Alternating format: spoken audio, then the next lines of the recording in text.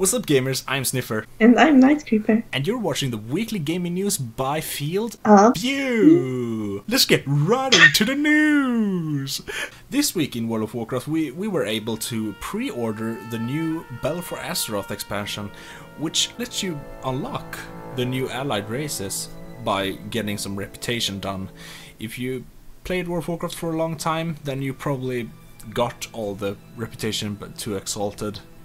But if you're still wondering what kind of reputation you need to grind out to Exalted to be able to create these wonderful allied races, you need to get assaulted with High Mountain Tribe, Nightborn, Orgosian Reach, and Army of the Light. And that's basically what you get from pre-ordering, and you also get access to Overwatch, for example. You get some emotes, and I think you get something in Heroes of the Storm, probably some pre-order bonus, but that's only if you like pre-order the deluxe edition. So the standard edition, that you just get some the basic stuff like allied races and stuff. And also in this week we got some new world bosses, and let me tell you, they drop some nice loot. And if you are a Frost Death Knight, then you have some luck this week. If you haven't unlocked your hidden artifact by now, then you can head out to Stormheim and kill the Soul Takers. That's the world boss. The world boss drops 860 loot, so it's probably outdated loot for you. But in Argus, on the other hand, we have to kill Pit Lord Vilmus, and he drops 930 gear. So get your gear, get your hidden artifact if you're a Frost Death Knight, and yeah, that just kicks some ass. This week's World of Warcraft events is Darkmoon Fair, Love is in the Air, and World Quest event.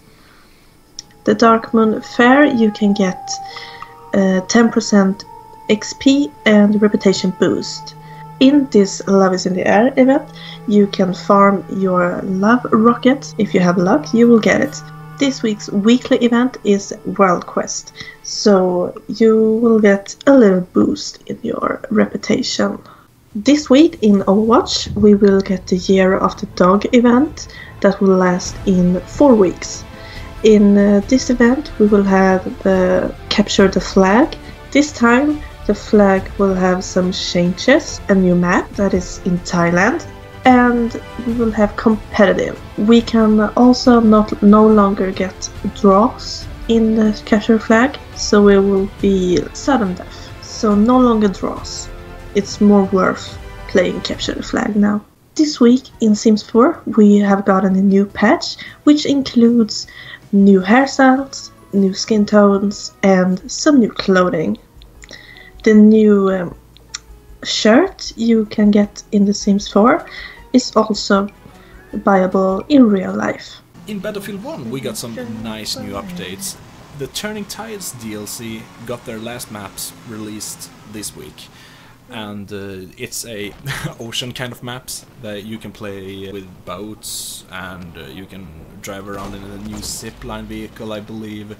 And if you haven't grinded out those amazing new weapons, like the melee weapons, for example, I think the melee weapon will be easier to unlock when you play these maps. I believe they are on Conquest, but don't quote me on that. Also in this week we got a new free-to-play game, and that game is Iron Sight. It is a free-to-play Call of Duty first-person shooter. Yeah, that's what I would call it. It's an absolute amazing game. I've tried it myself, and I definitely recommend it to all of you that is like into FPS and stuff. It is not pay to win. You can grind out like in-game credits really fast by completing achievements and stuff like that.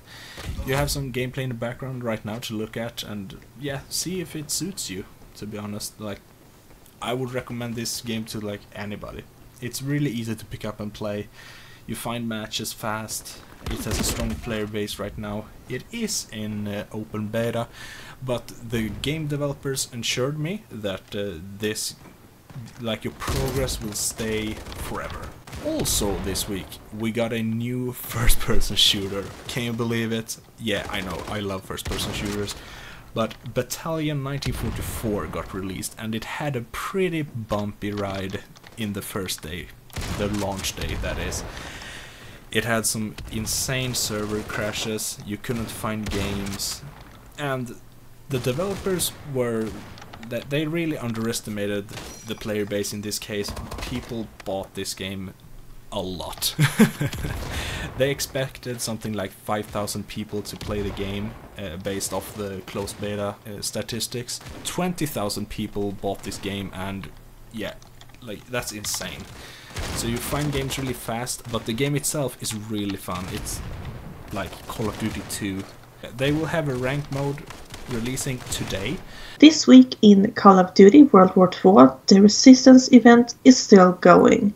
So if you want to get those new weapons, you have until the 27th of February to get them.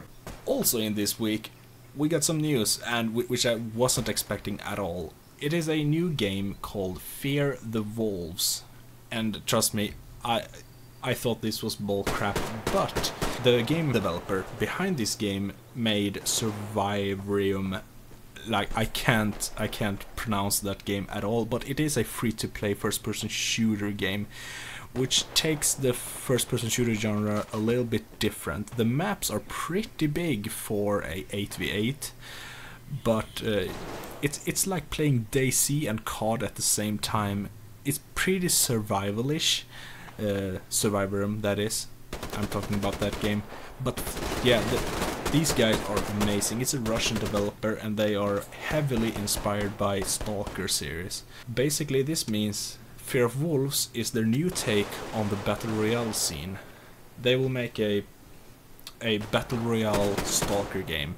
And let me tell you, I'm hyped as fuck for that, because Stalker is not really a game I played a lot, but I played a little. And it's a Stalker, if you don't know, it's an open world game, and first person shooter open world game, and having an open world Russian like Chernobyl feeling and having a battle royale at the same time, that's some dope ass shit. So yeah, I'm looking forward to that, and this game will hit the early access this year. So stay tuned for that. I think this game will be free to play, but that is not announced yet. But that is my speculation, because they are, after all, a free to play studio. This week, Squad got an update as well, the patch 10, which is remaking the player movement and the gunplay, which basically means the game runs much smoother and are reacting to your commands as it should. So go ahead, squad up with some pugs and make some friends, to be honest. That's something I do a lot in Squad. You meet some nice people over there. It's always nice to have some military simulator as a backup game after you played some Call of Duty. We also have some good news that The Forest will be full release in April. Last but not least, we have some Fortnite news. Nightcreeper actually told me that they were adding a new LMG to the game. Like, yeah, LMGs have never been in that game, to be honest, now that I think about it. But yeah, Fortnite overall have gone through some really big updates. There are so many new weapons that have been added throughout the months. So if you have been away from the game, like me, for like 2 months, you can enjoy some silenced pistol, the new LMG, if that's for real, and yeah, stuff like that, to be honest. They're also a silenced SMG, and yeah, they've added so many new stuff, so go check out some Fortnite. So that was all we had for you this week. See you next time. Bye! Bye!